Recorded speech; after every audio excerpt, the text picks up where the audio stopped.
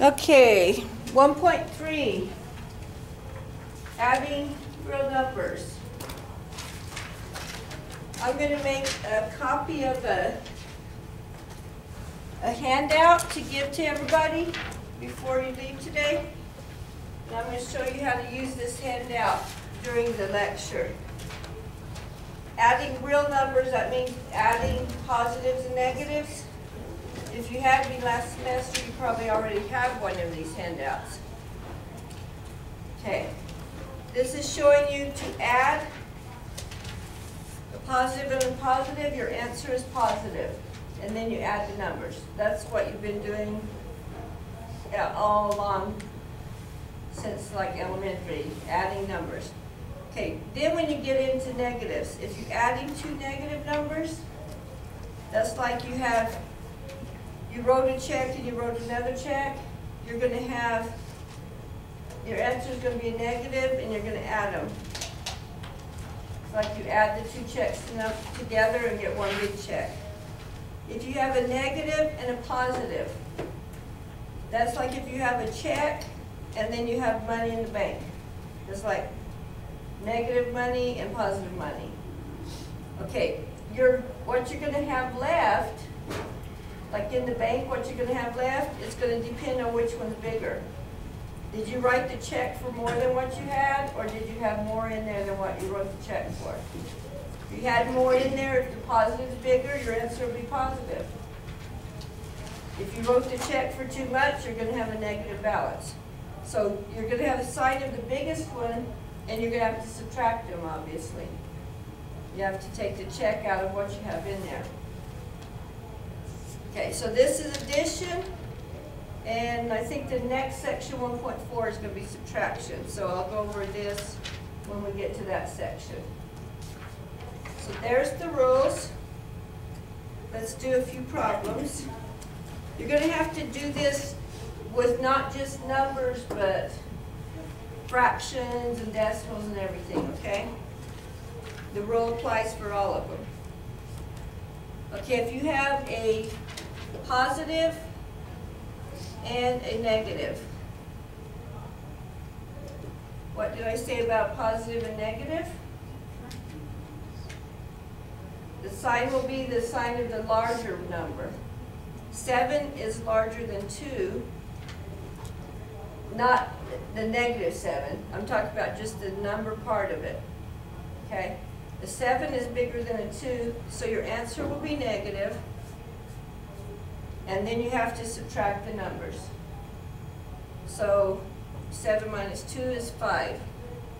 So if you had like $2 in the bank, you wrote a check for $7, your balance in the bank will be negative 5, right? You're overdrawn by $5. Okay, how about if we have a negative number and then plus a negative number. If you wrote a check for $6 and then you wrote another check for $1, which would be silly, but whatever. If you wrote a check for 6 and wrote a check for 1, you might as well have just wrote a check for $7, right?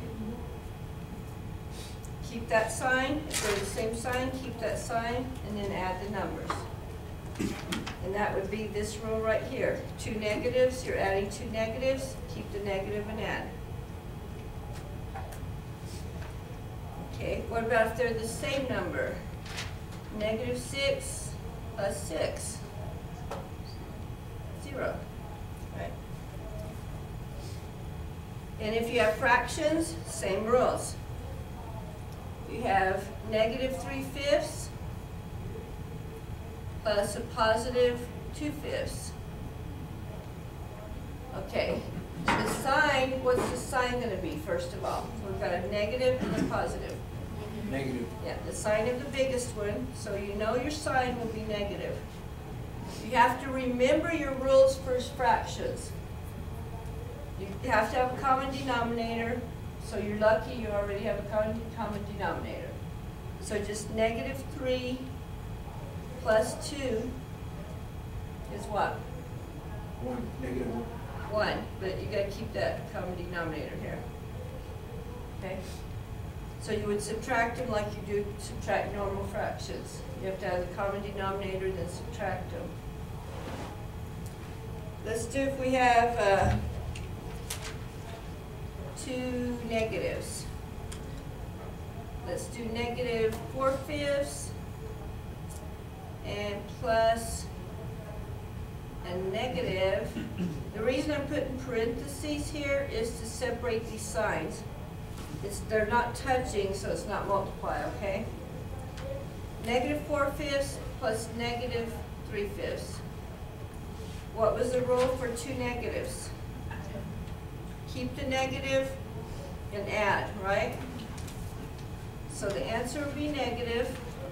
To add these fractions, you have to have a common denominator, which you have. And now add the top. They're both negative, so it's negative. 4 plus 3 is 7. So negative 7/5. Myself, I don't like leaving it improper, but the answers in the back of the book, they're going to leave them improper. So if you look something up, this one, if that was one of the answers in the book, it would have left it like that.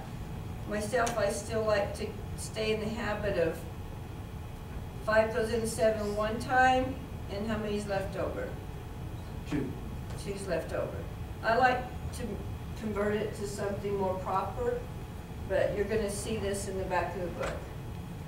So you can add, either one will be the correct answer. This is just good to be in the habit of doing. Okay, let's do some. One without the common denominator? That's about what I was going to do, yeah. Let's do one without a common denominator. How about negative 5/6 plus 2/3. Okay? If you can't tell by looking at it which one's bigger, go ahead and get your common denominator first to figure out what your sign's going to be, because they're different signs. So you know the sign of the larger.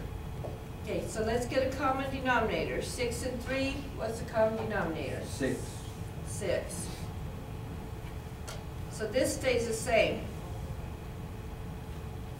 Okay, this 3 times 1 is 6. 2, so do the top times 2. So now you have a common denominator. So you can tell this one is bigger, the 5 is bigger than 4, so your answer will be negative, and you're going to have to subtract the numbers. 5 minus 4 is 1. So that's the answer to that one. How about one that has a little bit harder common denominator? Let's do minus a negative 5 over 21 plus 3 over 14.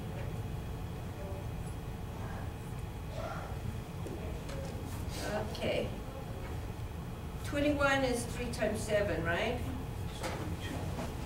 14 is 2 times 7. So your common denominator is going to have a 2, a 7, and a 3 as factors. That's, remember when we did least common multiples? You got the prime factorization and then made sure that all those factors are in there. You do 21 is 3 times 7. 14 is 2 times 7. Then you would use the most, each factor shows up. So 2 shows up once, 3 shows up once. The 7 shows once here, once there, but you don't need to multiply it twice. Just one 7's good. So see, 14 goes into here, and 21 goes into here. So what is 6 times 7? 42. 42 will be your common denominator. You could multiply 21 times 14, but it's going to be a huge number, You'll be working with bigger numbers and you're gonna definitely have to reduce at the end. You may not end up having to reduce the lowest terms when you do this. Okay, now we have 42 as our common denominator. This one is gonna stay negative, so we might as well write that now. Okay, this is 3 times 7. What are you going to multiply that by to get 42? 3 times 7, you need to multiply it by 2. 21 times 2 is 42, so do 5 times 2 to get the top, is 10. 14 is 7 times 2, so that needs to be multiplied by 3. 14 times 3 gives you 42, so 3 times 3 gives you your numerator. Now we have common denominator. 42 is our common denominator. Is our answer going to be positive or negative? Negative. Negative because it's the sign of the larger. And the number? 1. You have to subtract because they're different signs. So you're going to have to remember your rules of your positive and negatives. Remember the rules of your fractions. If you add decimals, you'll have to make sure you line up your decimal when you add and subtract them. Okay? Let's do one now where we have a few numbers. Okay, if we have a list of numbers, like number 49, gives us 76 plus a negative 15 plus a negative 18 plus negative 6. Okay, you can do these one at a time, from left to right, or you can group them. If it's all add and subtract, you can group all the negatives and group all the positives. Okay? So let's do it both ways, and you can do it whichever way you want. You'll probably want to group them, but let's do it one at a time first. 76 plus a negative 15. They'll be positive because the 76 is bigger. Subtract it, right? 61, and then rewrite this part. Okay, this part, 61 plus a negative 18. You're going to be subtracting 18, right? Borrowing, you have 343, right? Is that what you got? Yeah. Okay. And then plus a negative 6, so you'll be subtracting 6 from this. 30 what? 37. Okay, so that took a few steps to get there, right? If you have 10 numbers, you're not going to want to do that 10 times, are you? Okay, hopefully you don't want to. Okay, so let's do this the shorter way. 76 plus negative 15 plus negative 18 plus negative 6, your original problem. Okay, what you're going to do is group all of these negatives into, make them one negative. Remember, a negative and negative, you keep the negative and add it. You could do that with 3 negatives. Keep that negative and add the numbers. So we have 15 plus 18 plus 6. 39, right? So you have a positive 76 and a negative 39. You only have to subtract one time that way. Add your negatives, make one number. If there was another positive, you would have added them together and made one number. So 76 minus 39, just one time was, oops, 7. Making my second mistake of the day. Okay, so that's 37, same answer as you got before. A lot less work.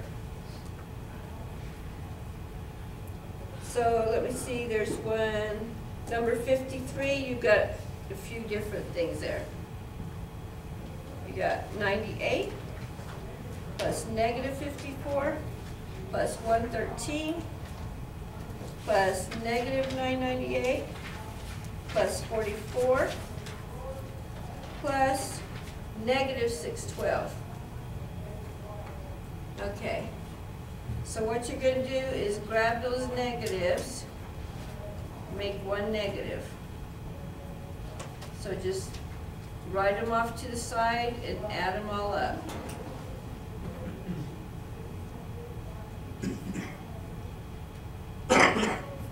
Is that right? 1664? And then combine all these positives. Make one positive. So you have the 113, 98, and 44.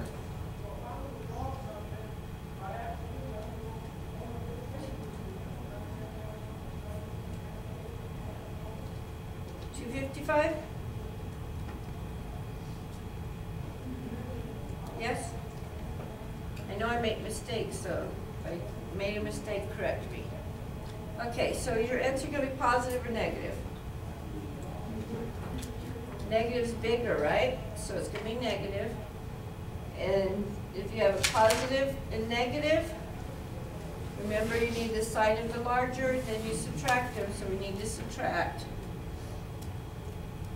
From 1664, subtract 255. We need to borrow. 14 minus 5 is 9. So it's negative 1409. Okay? Understandable? Okay, the next section on your homework tells you to find the opposite or additive inverse. The reason it says find opposite or additive inverse is because they're the same thing. The opposite of 8 is negative 8. The opposite of negative 9 is 9. All you're doing is changing the sign. Opposite means you change the sign. The reason it's called additive inverse, if you add a number and its opposite, you get 0. It's what do you add to something to get 0. That's what additive inverse means. But 0 is not the answer. Additive inverse is that number that you add to it to get 0. So just opposite. Just simply change the sign. Okay? Hope it didn't confuse you explaining what additive inverse was. So all you have to do for that section is change the sign. Okay, the next section in your homework tells you to find negative x when, and I'll give you a value for x. When x is, let's say x is negative 7. Right here, this is wanting you to find negative x. That's the opposite of what x is. So you're going to be changing the sign again. If it gives you this, negative x will be a positive 7. If it says x is 2, negative x will be negative 2, right? Okay, so that's going to be the same thing as the section before. Change the sign. Okay, the next section on your homework says to find at negative x. When, and then they'll give you a value for x. Okay, what is the opposite of the opposite? You're back to the original, right? So if you see 2 negatives here, then you're not going to change anything. If x equals 2, negative x is also going to be 2. Or you can change it and then change it back. That's up to you. But you don't have to do anything to it. If you see this, it didn't change it off.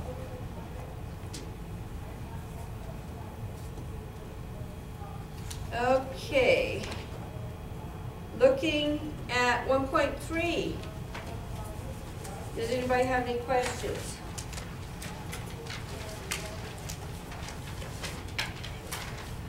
In the word problems, you're just picking out the numbers. Did you pick the numbers out of the word problems?